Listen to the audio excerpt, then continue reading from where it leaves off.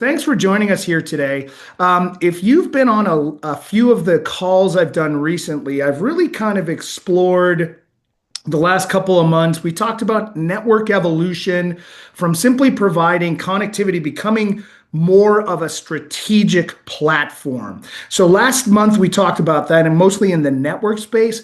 We're going to pivot here a little bit and talk about those same themes in the wireless space, wireless and mobility. So, some of these points will be controversial with some of you. Some of you guys will vehemently disagree with me on some of these points.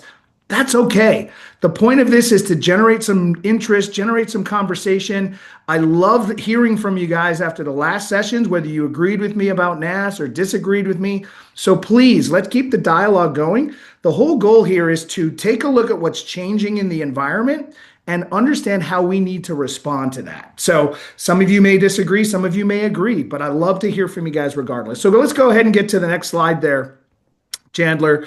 So for years, the mobility conversation seemed to center around carriers, coverage maps, rate plans, and devices. Okay, that was really what you were talking about when you were talking about mobility and wireless. And those conversations were important. And in fact, they still are. They are still a big part of the conversation, but they're no longer enough. Okay. Today, the opportunity simply isn't helping customers get connected.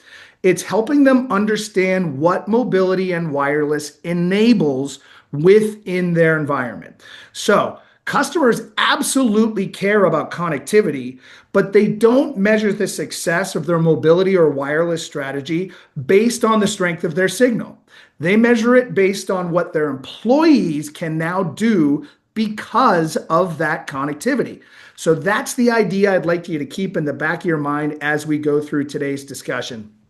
So as you can see here, we're going to talk a little bit about the old world. We're going to talk a little bit about what some of these capabilities have enabled, and we're going to talk about why you should care, what this means for you. All right, next slide there, Chandler. So let's start looking backward for a minute, right? You got to look backwards to go forwards. So again, there was a time when mobility and wireless was about one thing, coverage. There was one question that we asked: whose network has better coverage here, right? Bars on a map, dead zones, all those kind of things. That was really what they were asking. Who has service where I work, right? Can my employees stay connected? Can I eliminate dead zones? Carrier choice was incredibly important because coverage varied dramatically across the country.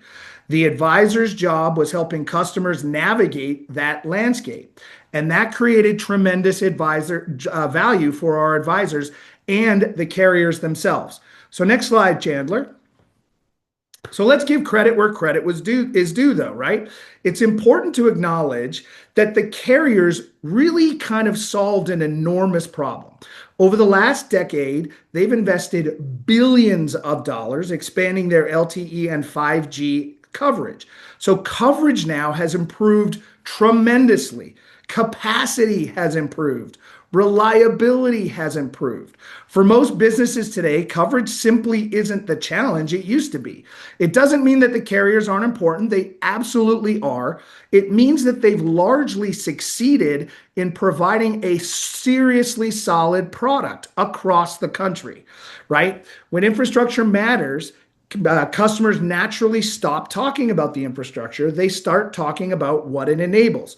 And that's what's happened with networking, and we're starting to see it happen with mobility. So let's go to the next slide there, Chandler. Now, before a lot of you guys jump on me for this one, is coverage still important? Of course it is, right? I'm not saying that coverage no longer matters. Of course it does. There are absolutely situations where coverage remains a deciding factor. And a lot of the aggregators within our portfolio do a really good job of giving you information on which carrier is better in which area. Especially in situations like rural deployments, places like transportation, utilities, mining, public safety, and especially if you get international. These are still big questions. Coverage absolutely matters. But for the majority of enterprise customers, the first question is no longer which carrier has the best map. It's how do I make my workforce more productive? That's a fundamentally different buying conversation, right? So if you have operations in what I will call the NFL cities, you're largely going to get very good coverage wherever you are. All three carriers typically are an option. So how do you differentiate? How do you decide which carrier to use? The reality is you don't really need to. It's all about the capabilities that they've got. So let's go to the next slide. As I said, coverage used to be the big differentiator. It's no longer that. I think we're moving to an era. We're not quite there yet. There are still some differences, but we're moving to an era where capability differentiates these solutions. Okay. So think about how customers describe their projects today. They don't come to you and say, I need carrier X. They say, I need my field technicians to complete more jobs. I need my retail associates to serve customers faster. I need nurses to spend more time with patients. I need my warehouse workers to scan inventory more accurately. Those aren't carrier problems, those are business problems. Mobility just happens to be part of the solution. So let's move to the next slide. This is probably my favorite slide of the deck because it really kind of shows this shift, right?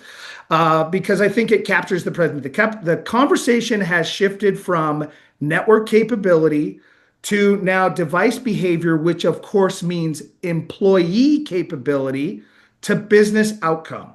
So if you think about that progression, a better network doesn't necessarily create value on its own. It expands what the employees and the devices are capable of doing. And when employee capability expands, the business outcomes improve. So that's where advisors should anchor every mobility conversation, not around the network itself, but around what the network allows people to accomplish. And again, I'll talk about something I mentioned at the beginning. Customers don't invest in mobility simply for better connectivity. They invest in what better connectivity enables. Ultimately, they're investing in more capable employees.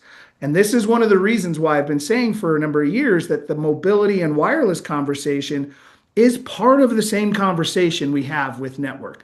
The two are incredibly related. So let's go to the next slide there, Chandler. So what actually creates that capability, right? I think there's three major areas. So the first is the network itself. And again, we don't want it to diminish the impact of coverage, but the power of the network is really what we're looking at. The second is intelligent endpoint management. And the third is continuous connectivity. So let's spend a couple of minutes on each of these. So let's go to the first, next slide there, Chandler. So pillar one, I think we're going to go back. Pillar one, there we go. Yeah, pillar one. All right, network capability. So rather than talking about 5G, let's talk about a customer. Okay, imagine a field technician arriving at a remote job site. Now, 5 years ago, if they ran into an issue, they might have had to call another technician. They may have had to driven back to the office or postponed the repair. Well, today, they can live stream video right on the site, collaborate with another expert or another technician, and use things like AI to identify equipment, pull up digital manuals, complete the repair on the first visit.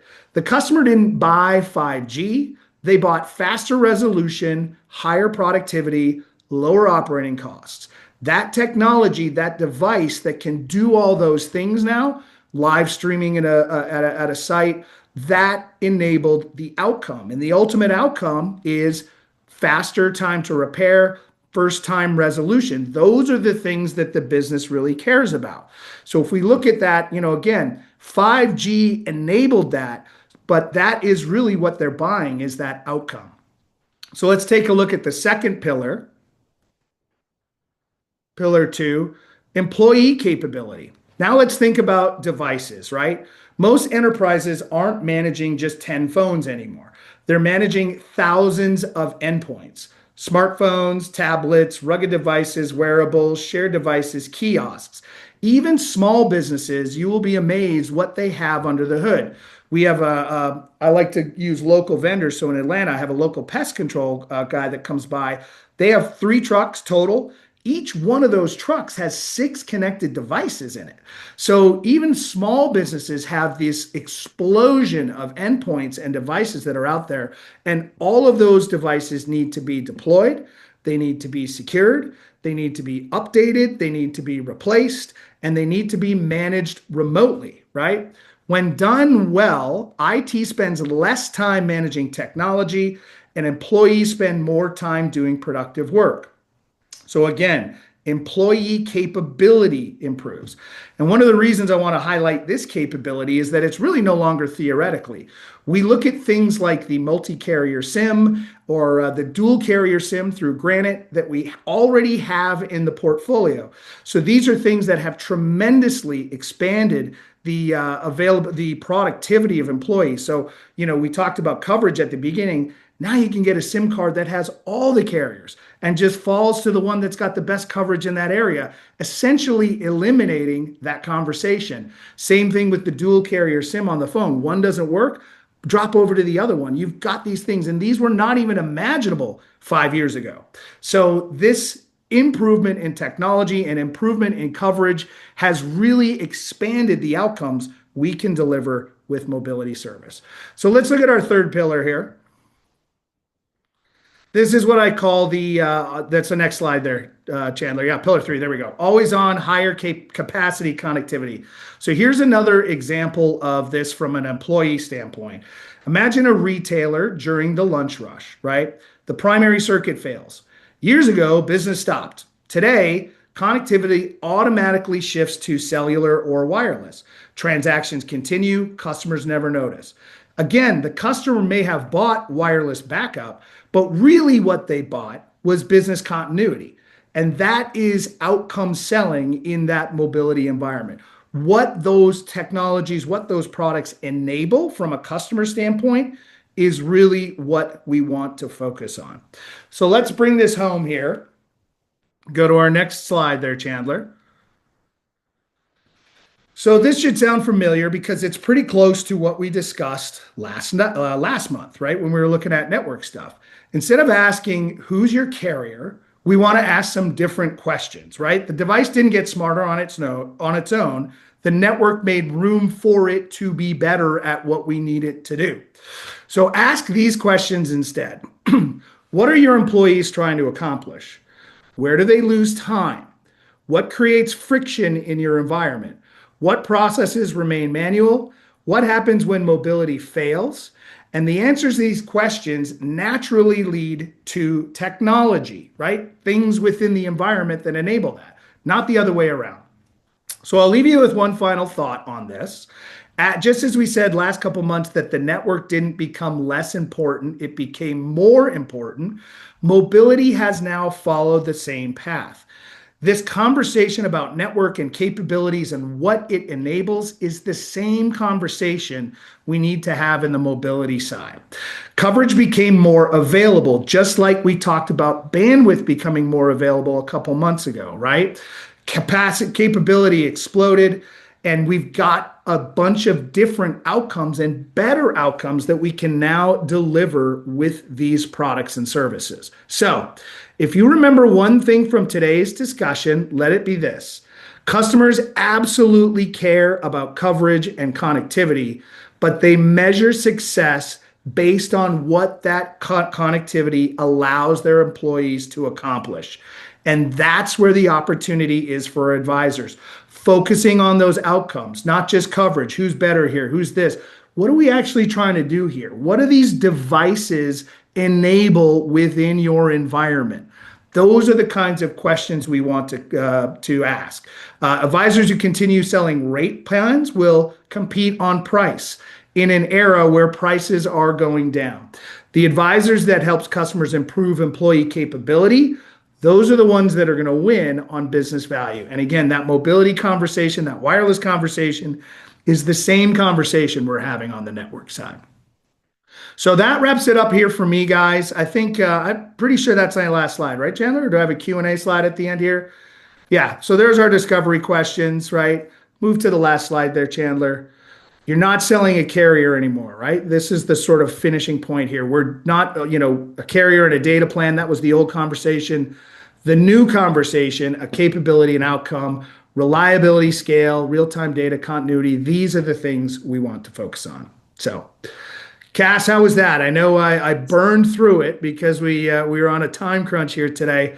Hopefully, we've got a little time for a couple questions, but if not, we can move into the rest of the session here. Yeah, absolutely. Actually, if you don't mind, Graham, thank you. If you can go back one slide, Chandler, just so the folks who didn't get a chance to see this slide, if they want to screenshot it, that they absolutely can. But I think that was a fantastic discussion. And also for all of you who are going through the changes with mobility and advanced networking, remember that you do not have to navigate those conversations alone. You have the Teleris Solutions engineering team. They are here to help you identify those opportunities and kind of build those solutions. So if you need more confidence or you need that assistance, please make sure that you reach out. We'd be happy to help. And also, if you're trying to continue building on what you've learned today, be sure to go to Teleris University, check out the advanced networking mobility courses. It is a great resource for learning the product and technical side of everything that Graham really talks about in his presentations, and also how to really sell those advanced networking and mobilities. In fact, I will go ahead and drop those links in chat. You guys are welcome to enroll in them, just any way to help you like feel more comfortable as you're going through those. You got it. And actually, just as a little Yeah. hint here, so for the next session we're going to do, I'm actually going to bring on a couple of device manufacturers, and we're going to dig in, kind of take a unique approach. Like, again, during this conversation, I talked a lot about what these networks enable, and really that function is done on the devices. So we're going to bring on some folks and talk about some of the devices that are out there and available through the Teleris portfolio, through our carrier relationships, and have a conversation focused on those devices themselves and the cool things that people are doing out in the market with those devices. So should be an interesting spin on the mobility conversation. We hope you join us for that one.